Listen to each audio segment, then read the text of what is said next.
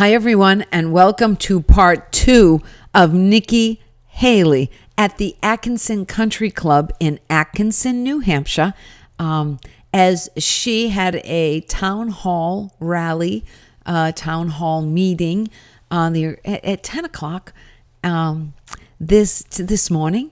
I would guess go watch part 1. If you haven't watched part 1, I talked about getting there and everything that transpired before she arrived and before Governor Sununu introduced her. And so she came out, and as I told you, the first thing she did was complain about being cold. Listen, I don't care you're from South Carolina. You're in New England now. You're in New Hampshire. We don't get cold. It wasn't that cold. It was like 30 degrees. That's not cold. Tell me it's cold when it's like 12 with the wind chill of minus 20. That's when it's cold. It wasn't cold. The sun was out. It was actually not bad. Anyways, I just don't like hearing people from the South complaining about it being cold. That's just me. Sorry.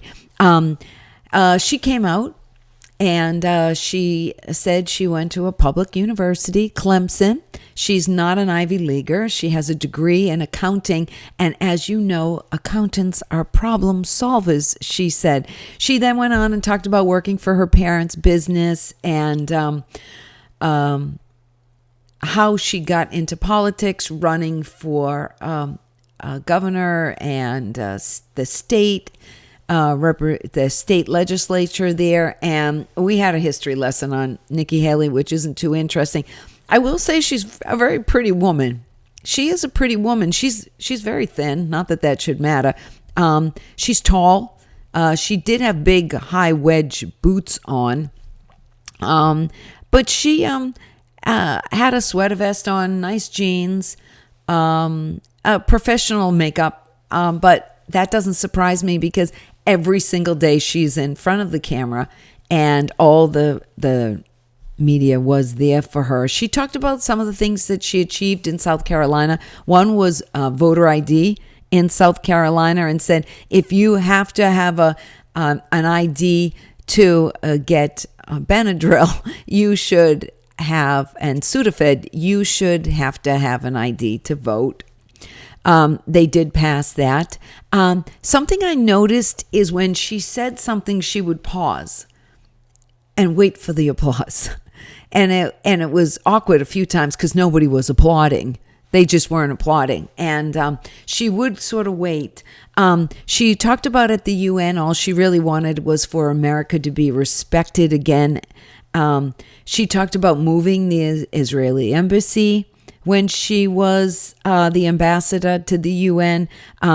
Then she got on to that she'd recently been down to the border, talked to border agents and said they're basically government babysitters, talked about the horrible conditions that are going on down there at the border and how this must end. She talked about 42 million people are on food stamps in this country, and that is one program that needs to be scaled back in that people can become self-sufficient again. She talked about the fact that there are 22 veteran suicides a day. That's what she said. I didn't check the fact. She said there are 22 veteran suicides a day.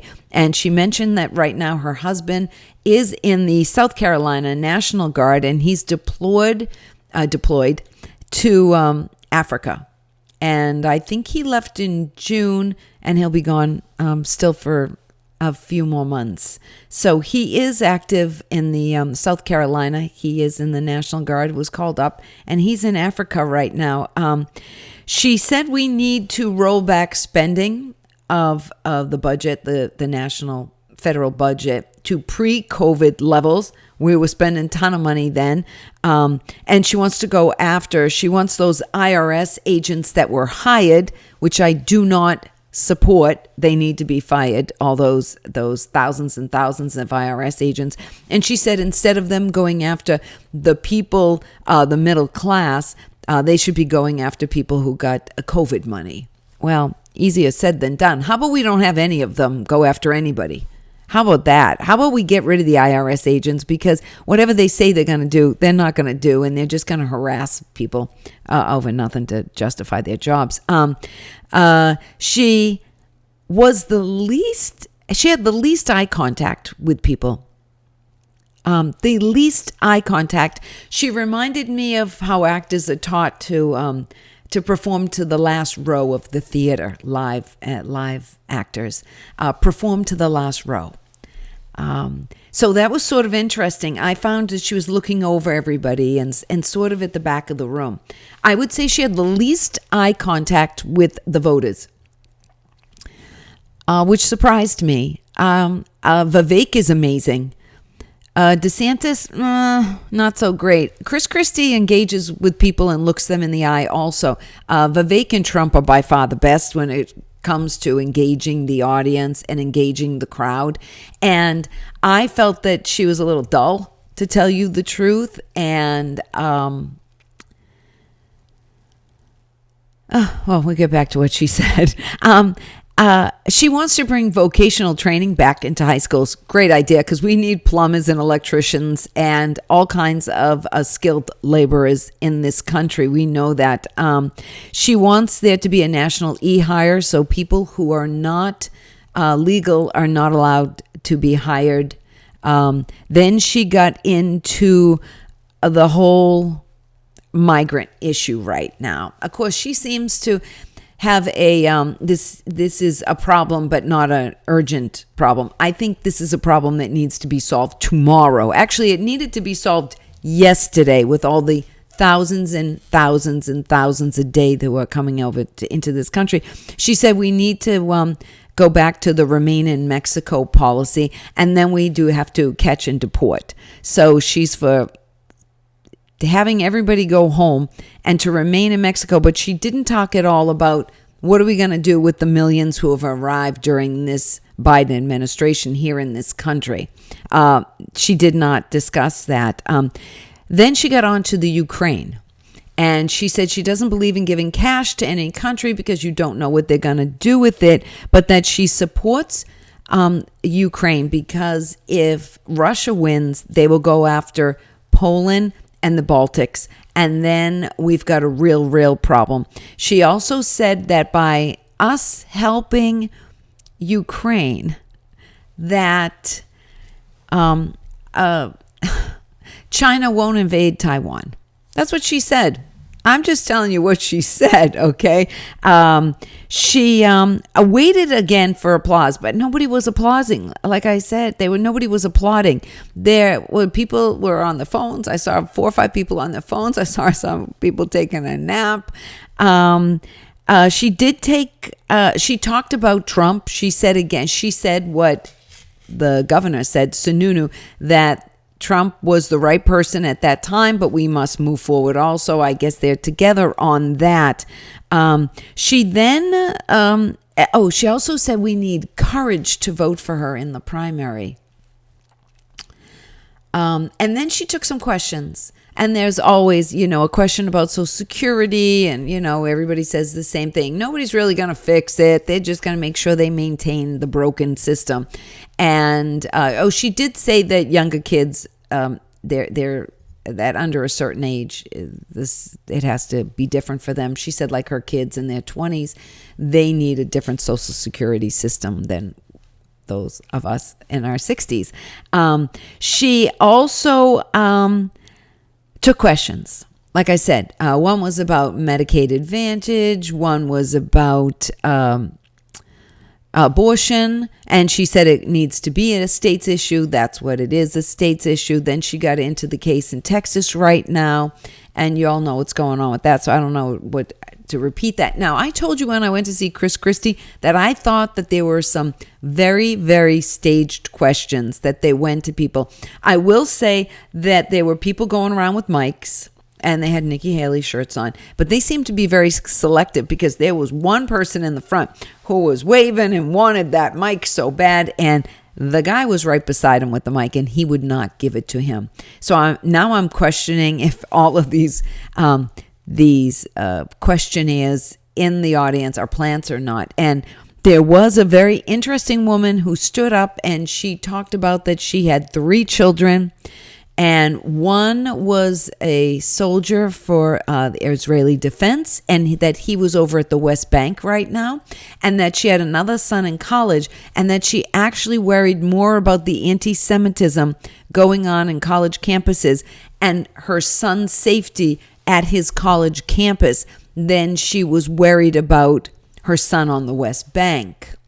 Now, the whole thing seemed a little contrived to me, that she would just happen to be there and her son is fighting for the Israeli defense, and that she's more worried about her son on college campuses with the rise in anti-Semitism that is going on at all of these campuses around the country. And then she talked about the woman in the crowd, that there was an issue with the menorah at Harvard and they weren't putting it out because they were only allowed to put it out for like one day during the daylight, and that it couldn't stay overnight. And she complained that Harvard should put a security guard there.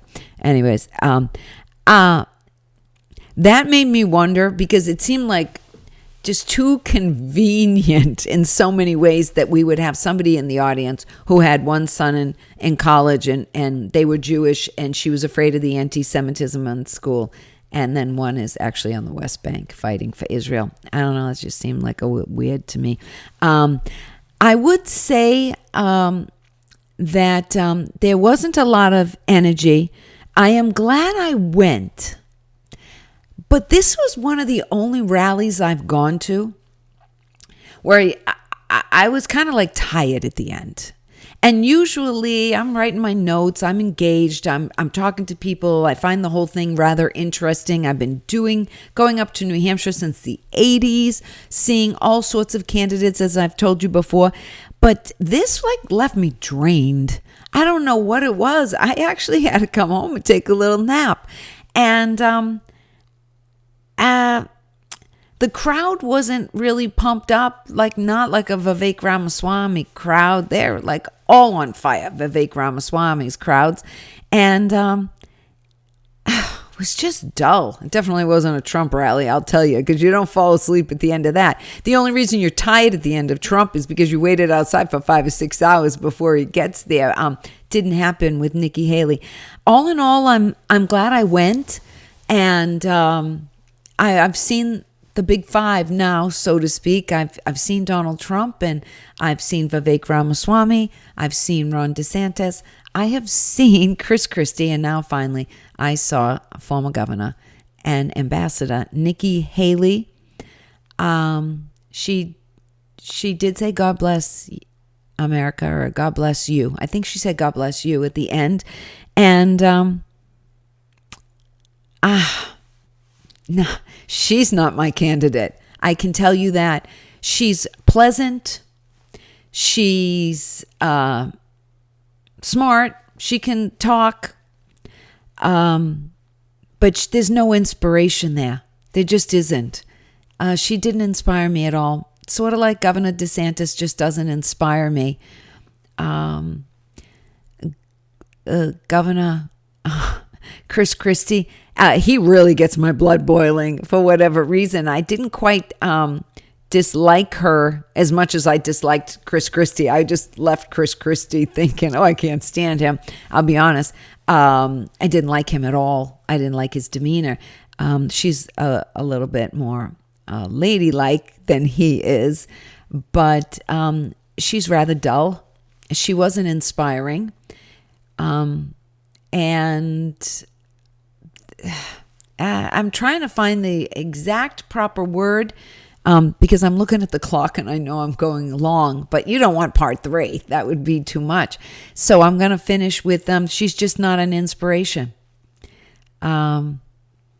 She just isn't. That's just me. She did go on and on and on about how she's going to do so much better against Biden than Trump could. But I would say that in those polls, she's only polling so well over Biden because nobody really knows her that well yet. And she's been on the national stage for a long time. But in a debate versus Biden, oh my gosh, people would be falling asleep. she's just not that exciting. I hate to say it. All right, so you can reach me. Leave me a comment. I finally went and saw Chris Christie. Nikki Haley. Do you believe I said that? I finally went and saw Nikki Haley. I've hit them all now.